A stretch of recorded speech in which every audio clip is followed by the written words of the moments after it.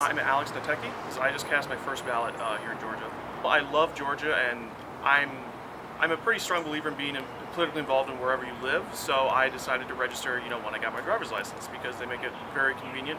When I was growing up, I was always tired of hearing people complain about the way politics worked, and I knew a lot of the people complaining were not active voters. They weren't politically involved, and I kept thinking to myself, this is a little bit hypocritical. You want to complain, and yet you don't even put in the barest a bit of effort to change anything.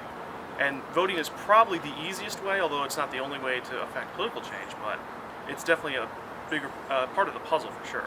For young people, it's so incredibly important. Like, this is our future. We're the people who turn out the most now. They're older, they're not going to be around that much longer, really.